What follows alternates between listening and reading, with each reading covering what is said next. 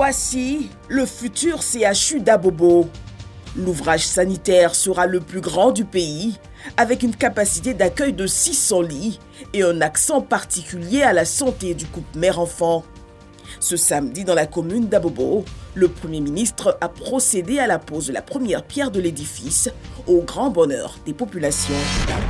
Comme vous le savez, j'ai effectué à l'invitation de mon frère, le président Cyril Ramaphosa d'Afrique du Sud, une visite d'État en Afrique du Sud du 20 au 23 juillet dernier.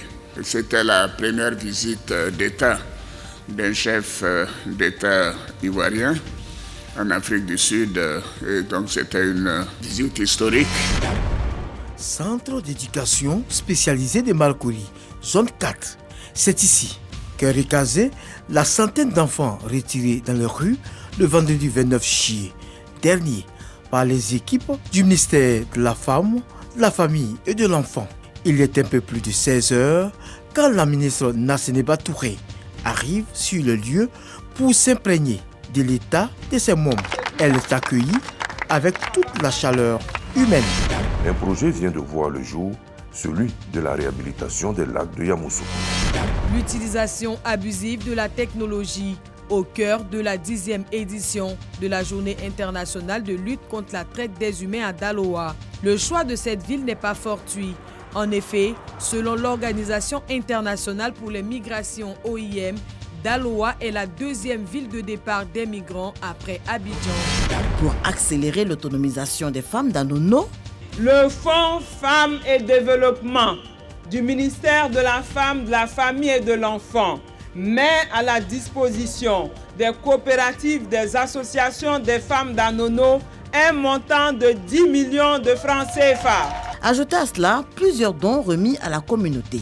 Nasseneba Touré n'a pas manqué d'appeler les parents à plus de responsabilités pour maintenir les enfants dans le cocon familial. Du poisson sain et frais, issu de l'aquaculture ivoirienne.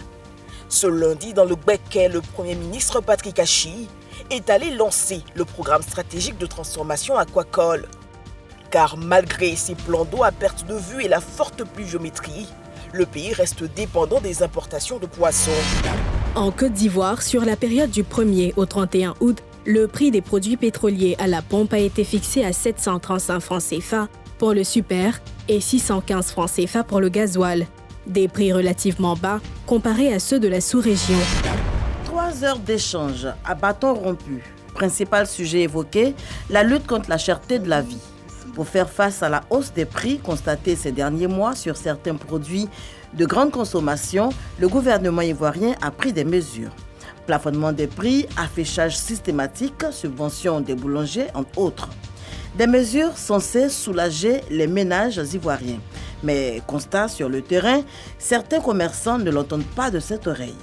La Direction générale du commerce de l'intérieur et le CNLVC, Conseil national de lutte contre la vie chère, une énième fois, on appelle au civisme et au sens de la responsabilité des acteurs du secteur. C'est fait, comme c'est prévu, dans la même ligne et les mêmes objectifs qui traduisent la volonté indéfectible des autorités d'être toujours à la disposition et au service du peuple. Justement, nous parlons du Conseil des ministres qui s'est tenu ce mercredi au Palais présidentiel sous la présidence du président de la République, son Excellence Alassane Ouattara.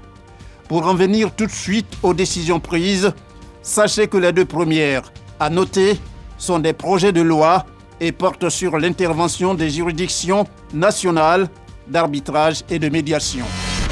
Le Premier ministre était cet après-midi dans le village d'Atchikwa. Patrick Achi a exprimé la compassion du président de la République Alassane Ouattara aux victimes des 2 accidents de début de semaine. Il s'agit du drame qui a coûté la vie à plusieurs personnes sur l'axe Kononfa-Yamoussoukro et également sur le tronçon Abidjan-Alépé le lundi dernier.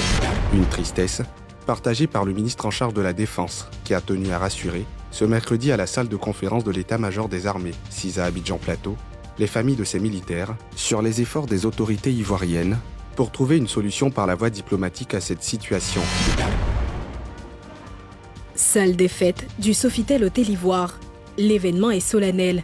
À l'honneur, les enfants réunis aux côtés des plus grands pour célébrer la journée mondiale de lutte contre le travail des enfants. Le Centre national de transfusion sanguine est passé de 13 000 poches de sang par mois ces dernières années à près de 20 000 poches par mois de janvier à juin 2022, soit un peu plus de 100 000 poches depuis le début de l'année. Des progrès réalisés grâce à l'appui budgétaire de 5 milliards de francs CFA du gouvernement au CNTS pour l'aider à atteindre l'objectif de 250 000 poches de sang prélevées, synonyme pour la Côte d'Ivoire d'autosuffisance en produits sanguins. Faire de l'industrie l'un des piliers de l'économie ivoirienne. Voilà l'un des objectifs du gouvernement. Ce jeudi à Akupé-Zodi, le Premier ministre Patrick Achi a procédé à la pose de la toute première pierre de la zone économique industrielle d'Abidjan. Le projet de loi relatif au divorce et à la séparation de corps adopté en plénière par les députés. Le texte apporte de nouvelles réformes, notamment sur le délai des procédures de divorce et de la perte de la nationalité par le conjoint étranger.